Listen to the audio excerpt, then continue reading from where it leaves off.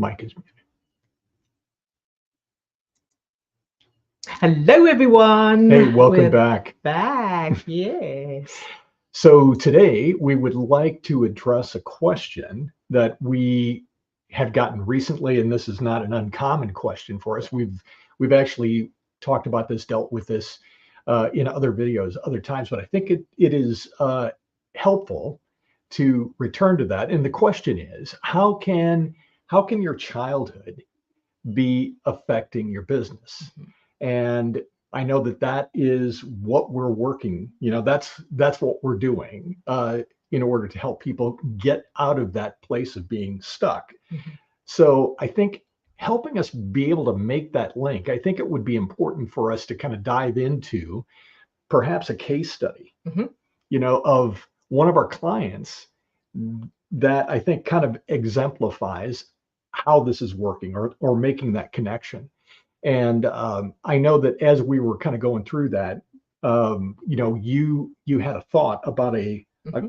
a client that we worked with that I think really makes that connection. So could you tell us a little bit about what she was dealing with? Absolutely, yes. So this particular client runs her own business, consultancy business, and she was finding that she was stuck financially, so she couldn't make enough money in her business. That was the one problem.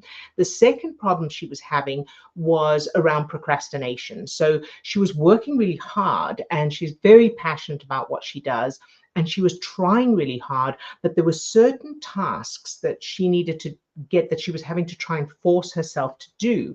And she mentioned, not even able to get her fingers to move on the keyboard. She was struggling that much with it.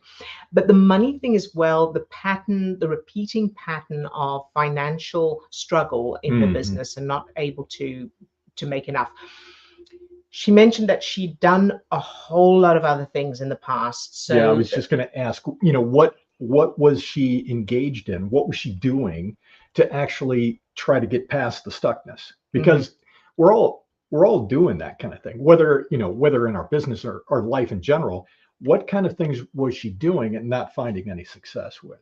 Yeah, so she was I've forgotten what I was saying. So she had bought certain courses and done certain courses. So I know she mentioned T. Harv Eker, his course on business success and making money in your business and all that. So she'd done all of those practical things of learning the skills and gaining the resources on a practical level that a person needs to run their business or to make their business successful, but it still wasn't working for her, and she couldn't understand why.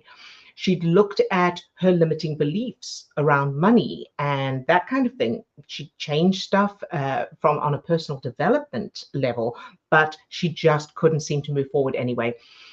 So she actually did one-to-one sessions with Steve, and the references, so what was actually holding her stuck, keeping her stuck and holding her back, was nothing to do with business. It was nothing to do with money. It was nothing to do with what she was dealing with in her life at that time or the business at the time. Where the kind of links led back to were memories in from her childhood of betrayal and hurt. So hurt and betrayal in her childhood were holding her stuck. And the way it was doing this was that as her brain, as she thought about, oh, I'm going to make money in my business, or I'm going to take this action to move forward and grow my business and help all these people, because she's in a wonderful arena as well. She's helping children and parents. And as she thought about that, the unconscious part of her brain, so this was without her conscious knowledge, the unconscious part of her brain was referring to those implicit childhood memories that formed her, that forms our, they form our unconscious self-image and worldview, and then putting stress chemicals into her system to affect what action she took, her perception, her problem-solving skills, and everything around it to keep her in alignment with staying stuck. And this, as I say, is all without conscious awareness. So it was all on automatic. So all of her conscious efforts she was taking were being overridden by those unconscious references. Yeah, it's a pretty interesting system. Yeah, once you start to have a basic understanding of what's going on, and I use the analogy of this machinery that's operating in the background, or it's almost like I think another example is kind of like an algorithm running in the background that we pick up this or that our unconscious, the subconscious picks up or makes a link to the feelings that we experience in childhood. So, and this does not make any logical or conscious sense. So, I know that in presenting these kind of ideas, there seems to be a disconnect in that, well, that doesn't make any logical sense. And that's the key, that this is not the logical side of our brain operating here. This is the unconscious part, the subconscious part that's operating on those implicit childhood memories, the feelings that were present, what we experienced in childhood. So we didn't even understand the word betrayal using this example with this client, but it's the feeling that was represented. And then like that machinery or like that algorithm that is running in the background, we make the unconscious makes that link between those feelings, or in this case, it's the neurochemicals that we're experiencing. It makes that link, and then that's what the subconscious recognizes. I'm going to use the big word here as a homeostasis state, or what we come to recognize as normal, as our survival state. And then, like a faithful algorithm or a machine in the background, it's just trying to replicate more of that, even though none of that makes any logical sense. Right. Yeah. And the great news is that once we'd helped her to change those memories, so changing those negative implicit childhood memories of betrayal and hurt to the opposite, positive and empowering. And again, this is for the unconscious part of the brain. So it's not like brainwashing yourself. So she still knows consciously what originally happened. This is like changing the brain's GPS.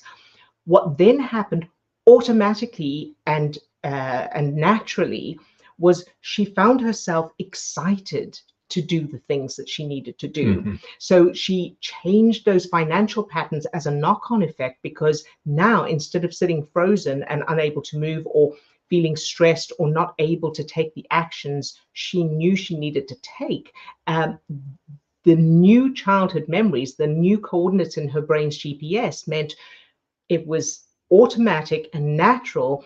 And she said she found herself, on a day off, really looking forward to getting back to doing that action that she used to procrastinate.